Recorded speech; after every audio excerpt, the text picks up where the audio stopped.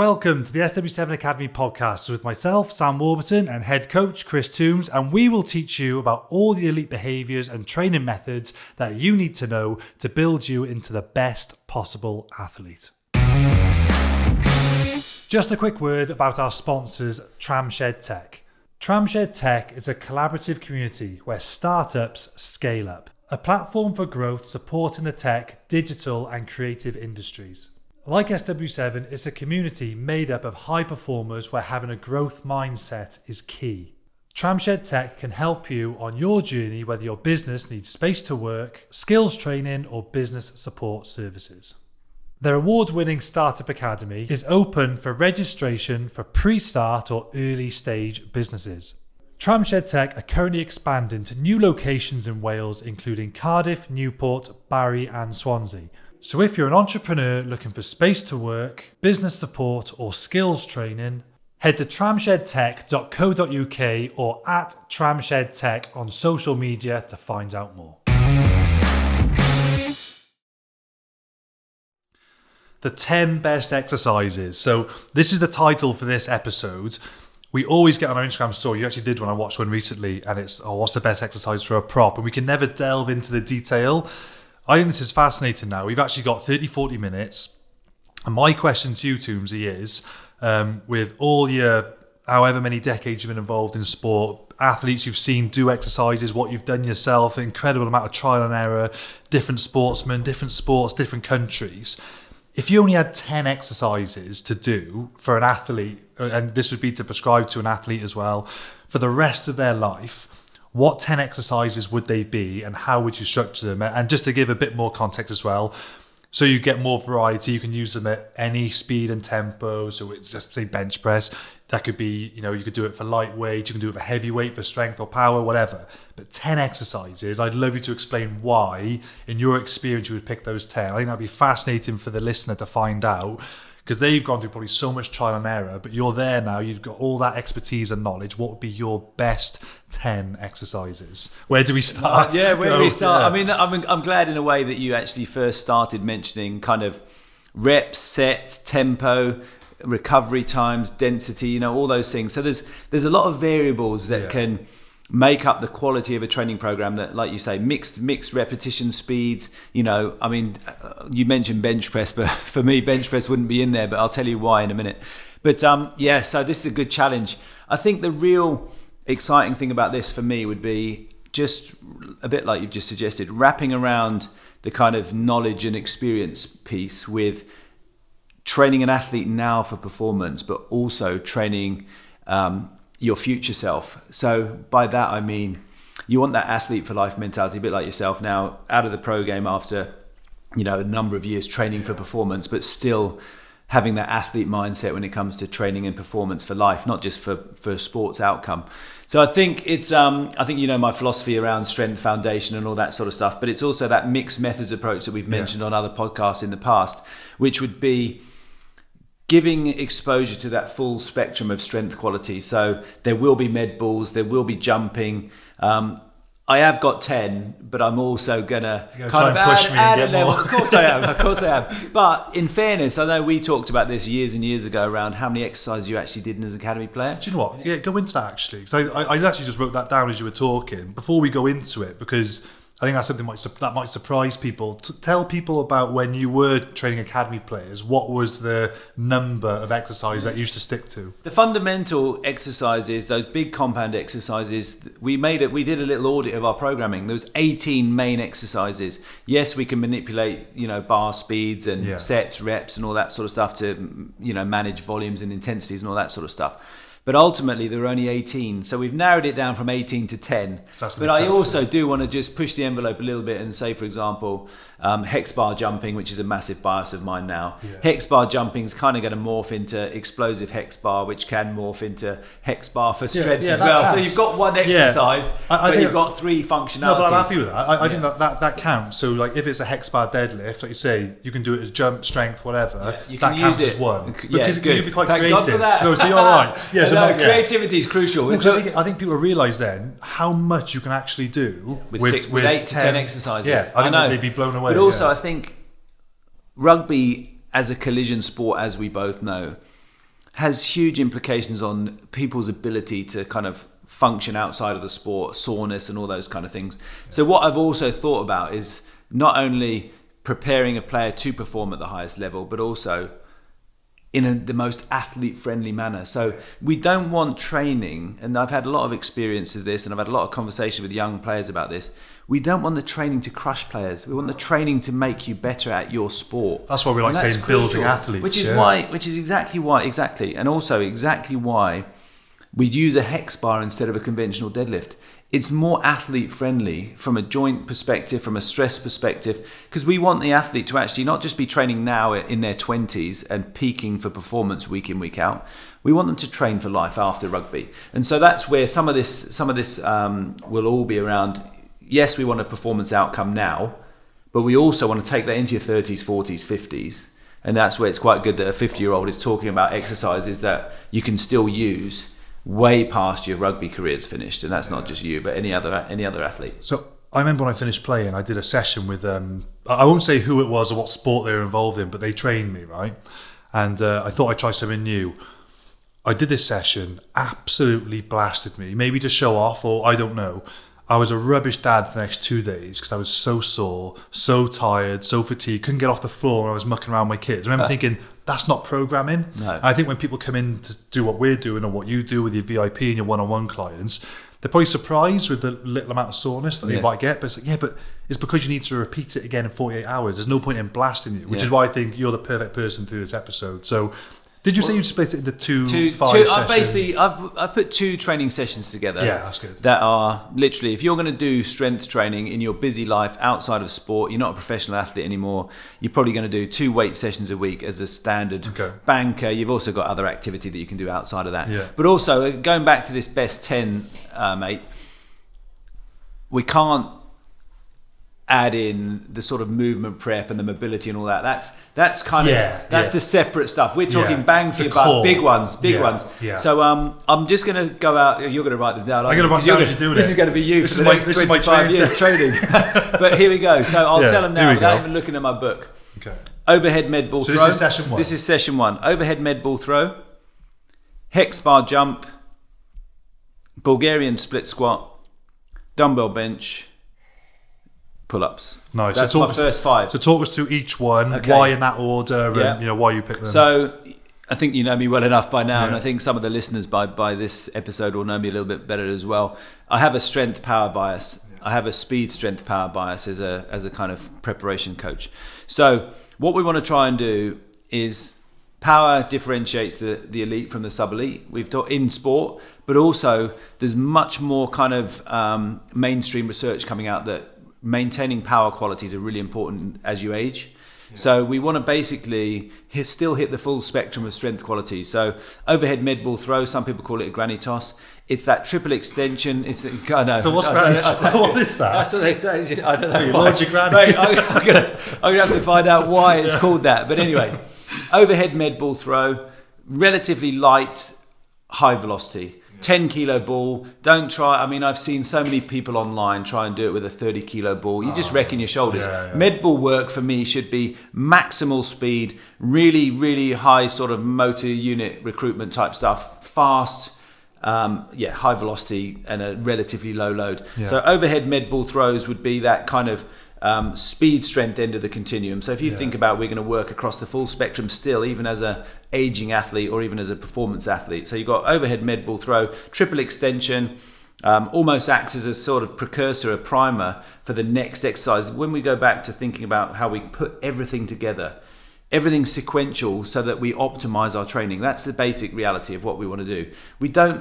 We use the gym. It's about, someone asked me recently about sport specific for rugby. I know. All strength and power training is general training that transfers to your sport. Sport-specific training is play the bloody sport. And we will go on about this and kill ourselves about this for years on end. Oh, my kid wants to, do rugby-specific programming. We talked about this on previous episodes and, on our stories and all that sort of stuff. But everything's sequential. So the fast, high-velocity work is a primer for then getting progressively heavier. So the next one for me would be the hex bar jump. Again, it's that mid-range, it can be moderately heavy, but it can also sort of bridge the gap between really low load speed strength and medium sort of moderate speed strength into strength speed, so going towards the heavier end of the spectrum. So a hex bar jump could be a 40 kg bar or loaded bar. It could be a 60, it could be an 80, it could end up being about 100, where you're looking at that still explosive, moving with obviously competency and control, but maximal intent. So that's, again, it's just leading into the bigger, sort of more bang for your buck strength stimulus. On that exercise, I've had people ask me, say somebody is strong enough to do 100 kilo and they can get at the bar speed, would you recommend that they go off the floor with that if they can? Absolutely. I mean, just as a frame of reference example, I know people probably want to hear some examples. Casey Lalala, you know how Casey was snake hips, and we're going to talk about him on another episode about some fun stuff. But Casey was a kind of 80 to 100 kilo kind of clean pull type guy, maybe a pull from hang. He could get off the ground with 140 kgs. Really? So ultimately, that expression of force, which is what we wanted at high speed or relatively high speed, he'd never be able to clean 140 kgs because of his elbows, his shoulders, whatever that rugby kind of impact had in terms of modification. So what then happens is, because it's very hip dominant, very strong through the hips, and a lot of other players were too, and we can share some examples of that another day. But ultimately, if you can jump and get off the ground, you can jump. You can also then allow the bar to kind of go back through gravity and land under relative control without you having that eccentric component. So it's very concentric dominant, fast activation. If you're strong enough, you can get 100 kilos or 130 kilos, 140 kilos off the ground. Great. Only because I remember doing a video, and I posted a video doing something similar, and somebody messaged me back who was a bit of a bodybuilder, like, what are you doing, get off the ground with that? I'm like, oh no, that's okay, it's okay. So I was just for the listener, just to hear that. We had some work around. I mean, the jump squat isn't in the top 10 for me, but I know in the Welsh Rugby Union at times there's some great strength coaches, Mark Bennett being one. He would have players jump squatting with 80, 100 kilos and getting obviously fully off the ground. Ultimately, you've got to absorb that force and that loading at some point. But again, going back to longevity and why these 10, it's because we want it to be athlete friendly, but we also want athletic outcome. So jumping with 100 kilos, if you can't clean with relative confidence and competency, and you've got a banged up shoulder, or your elbow hurts, or your wrist hurts, why put an athlete through that exercise that causes a level of pain, when for bang for your buck, a loaded jump is an absolute win? And just so people know, we're not telling you, like, you're not like jumping off a box of that weight. You're absorbing. You're only going off the ground by an inch or centimetre. You're not getting much. Yeah, you've got basically, in sprinting terminology, you're getting toe off. Yeah, you're literally getting as high as you can, but as high as you can, not being very high at this point in time. Exactly. Safety is also. I mean, that's part and parcel of this 10. Yeah. It's athlete safety, but it's also, there is a level of effectiveness that we want to sort of ultimately, provide the athlete with longevity in the gym so that they've got longevity on the field. So somebody said to me in a question, I do this exercise and it hurts, what should I do to continue doing it? I said, stop. There's so many, hopefully, this list is not going to have the conventional squat and deadlift in it. Yeah. And that's ultimately, I still use those two, well, not the deadlift, but the hex bar deadlift. They're the cornerstone of programming for young athletes. I've got some great examples now with the VIP, whereby young players are making enormous progress through the kind of programming you did when you were a developing player. But at some point in time, you transition away from the exercises that are long-term going to not necessarily cause you problems, but then the return on investment is not worth it. When you can squat 200, we're not chasing 205, we're not chasing 210. We've learned our lessons in sport. There's a guy in America, actually works in American football, that he's worked out that once you can squat 1.7 times body weight, there's other things to do to improve athleticism. And that's what we need. Those are the things we need. So ultimately, yes, you need a level of maximum strength, of course you do. But once you've got to a certain point, then usability of that strength is at a lower end of the spectrum. You don't need to keep smashing max strength. And that's one thing I'm seeing with more and more kind of SW7 clients that I speak to.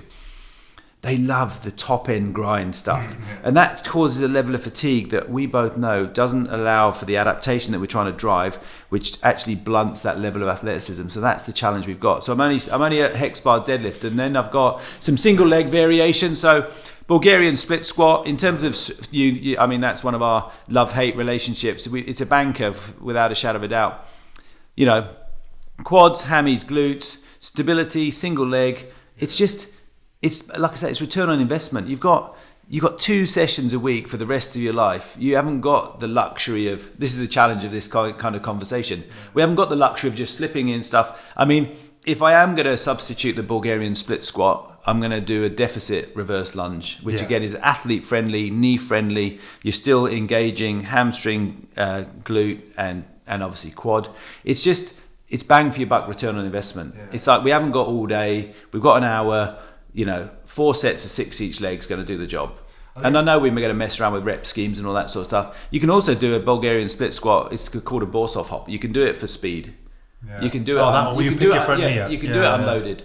So there's tons of these things that you can actually manipulate: reps, sets, volumes, speed of movement, all those things. So you've got one exercise, but actually modality-wise, you've got 5 or 6 applications. So that's the cool thing about it. What I love about this so far is you've got like a power move, a double leg, a single leg, and I bet a lot of people when they look at their lower body sessions are leg press, squat, RDL, it's double leg, double leg, all the same tempo, all double leg. There's a nice variety. I think this is the thing about this mixed methods approach that I've adopted over the last sort of 20-something years, which is, like you say, you're going to have people going in the gym and using the same tempo on 5 or 6 exercises, probably 4 or 5 sets per exercise. It's just that the volume's killing their ability to adapt to the stress.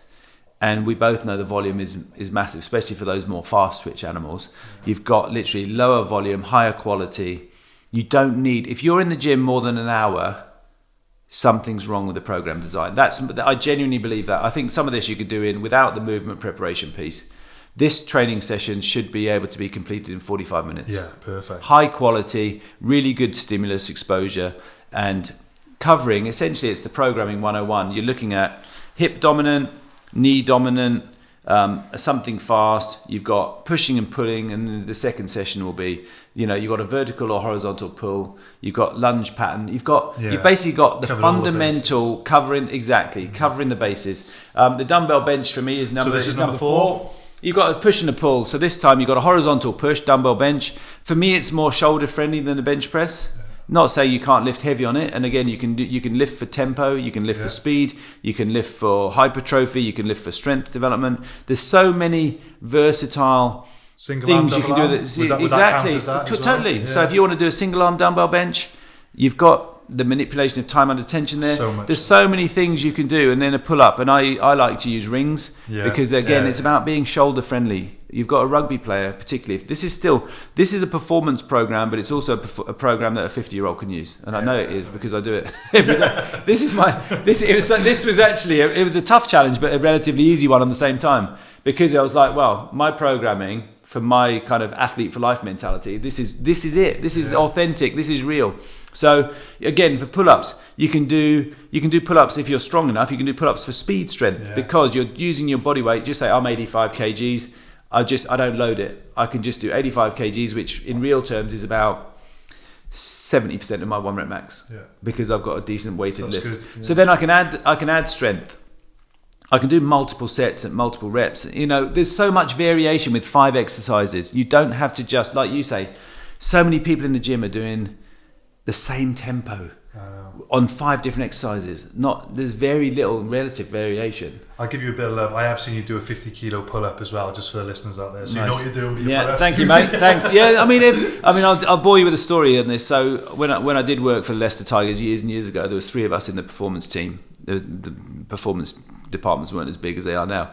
But anyway, one boy he had a real amazing squat. Like he was a 180 for 10. So he had good, and we're talking high quality as well.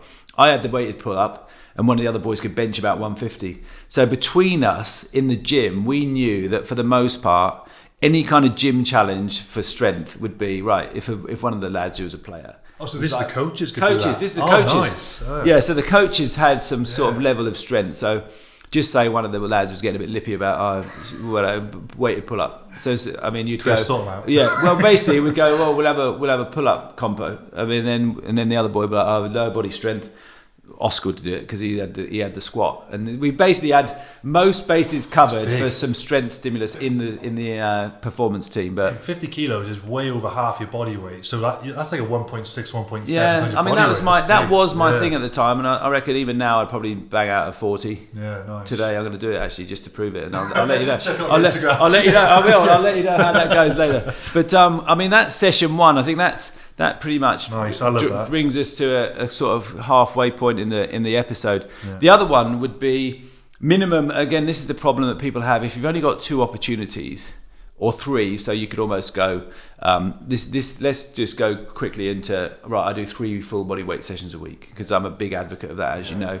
So I'm going to go session 1 on a Monday, session 2 on a Wednesday, session 1 on a Friday, and then I'm going to go session 2 the following Monday, and I'm just going to go in rotation. So I'm literally A or B, and if you get the chance to do 3 sessions, you go A, B, A, and then the week after it's B, A, B. So you've got that framework where you get to master those exercises. That is also the key. It's a skill. It's a skill. And also it's about the discipline. We talk about this all the time. Yeah. The consistency, the frequency, the discipline to basically, a bit like the Roger Federers of this world, master the fundamentals, and you chase something that you're never going to have perfection in. That's crucial. I don't want to sound like a narcissist at all, but I'm just thinking of an example with me, right? And I remember when I came to the academy with you when I was 15. And I remember when I was playing under 14s rugby, I was doing quite well. And I remember we played in the national schools final, got a couple of tries. And when we did a little analysis session with our coach, and I remember he said to me and the team, he said, Sam, so you won't be able to do that in a few years' time because obviously everyone will catch up and stuff. And I remember at the time when I was 14 listening, oh yeah, that makes sense, probably not. I hardly played sixth form rugby because I jumped on the academy program at 15, 16, and I did that by the time I was 18 and upper sixth. I would have been doing it for 2.5 years straight. I only played in about 2 years of sixth form 7 or 8 games of rugby, and I mean this in the least. And I'm not even the biggest, freakiest. There's much better athletes than me.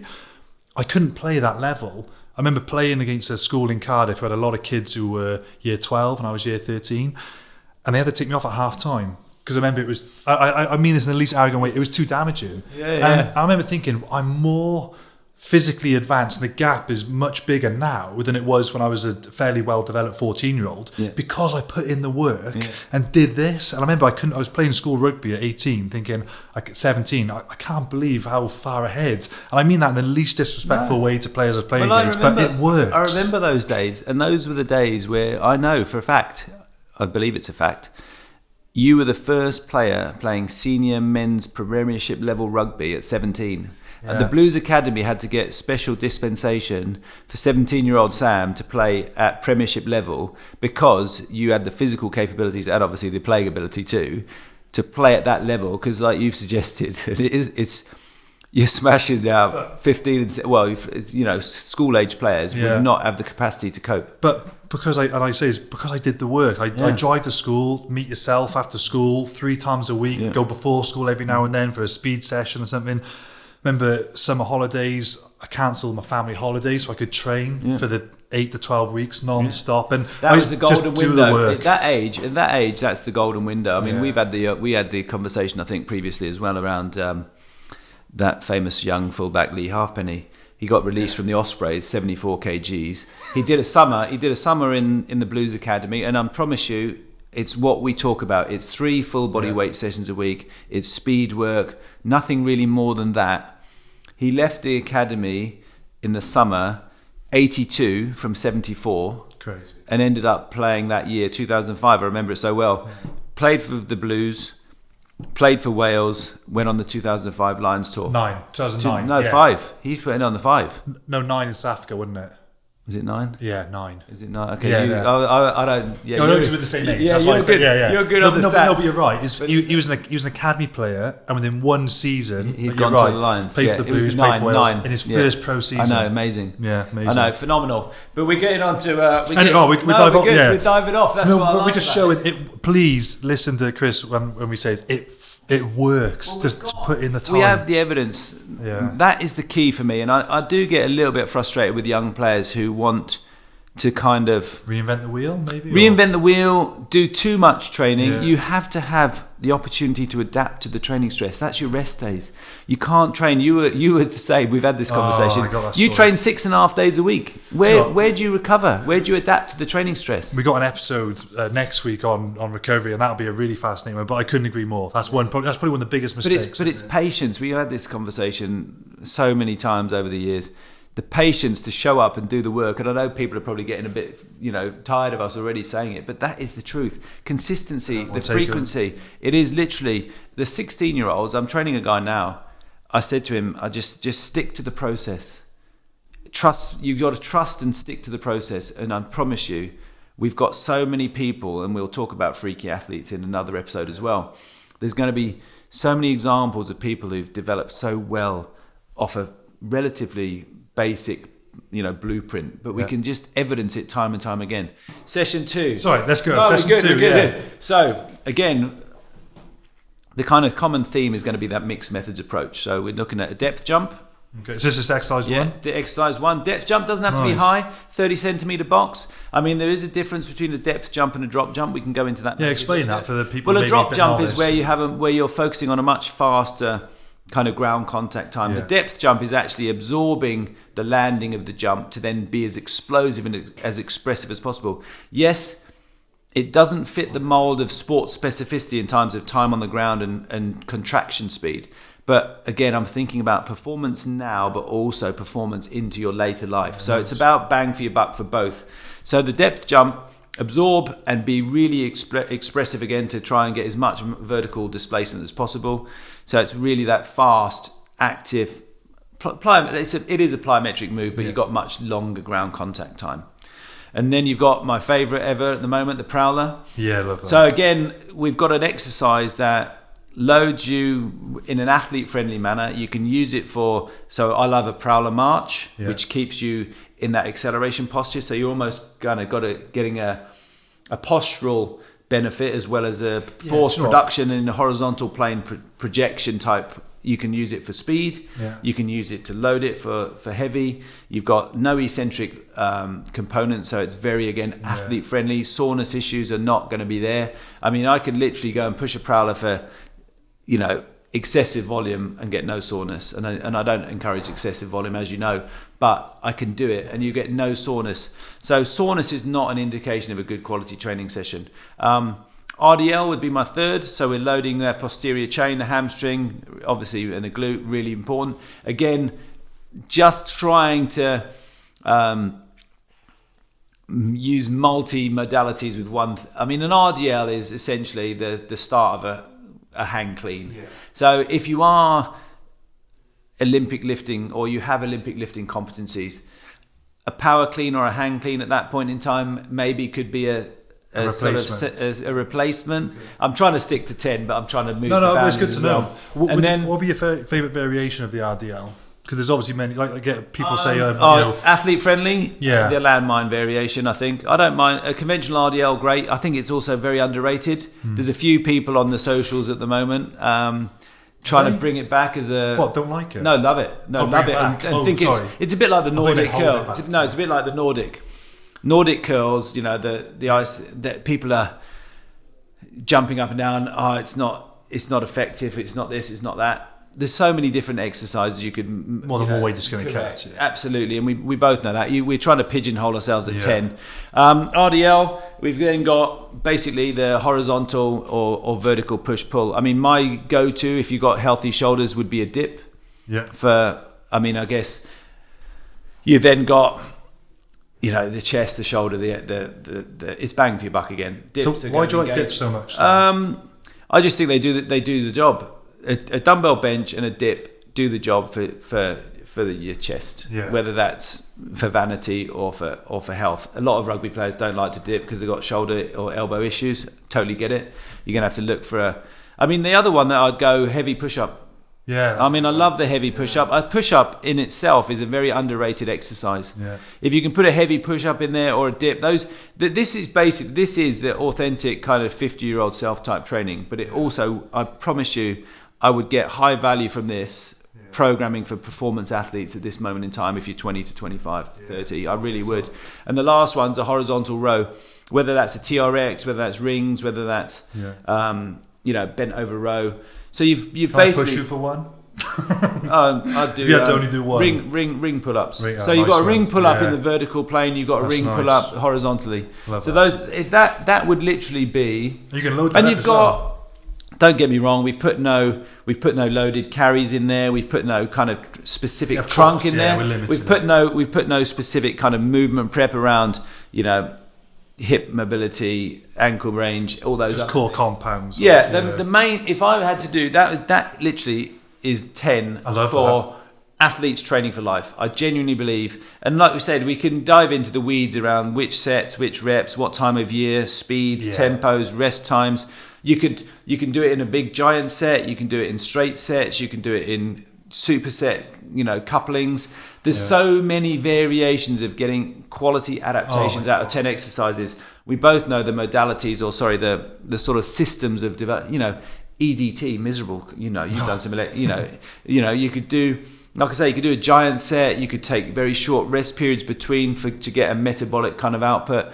There's so much you can do with 10 exercises, but it's ridiculous. We could spend another, day or two talking just about, okay, from there, then what do we do? How do we chop that up? We spent a bit of time in the previous episode on what's the optimal weekly structure for all kind of training variables. This is a conversation that could run and run, but I think that I love it. That for us would be the kind of cornerstone of, like I say, performance training outcomes, and also I want to train into my years past my athletic prowess or my athletic career's over. That would be kind of what a lot of kind of older, men or women would benefit massively from that kind of session exposure. No, I love that. And you're giving so much information around why. I think if you're like a young coach or, young player, just the value you've given and why you pick those, I think is fascinating. I think that's spot on. And I've saved that. I'm going to do that myself. There you go. I will. Love I give that a go. No, well, that's it. Well, I'm going to show you a 50 kilo or 40 kilo weighted chin today, and I'll probably put a prowler. I'll probably load up the prowler. So it's just being athlete. It's athlete friendly, but it's like I say, there's always a level of performance around the programming kind of rationales and mindset. Amazing. Cheers, Toomsy. Nice.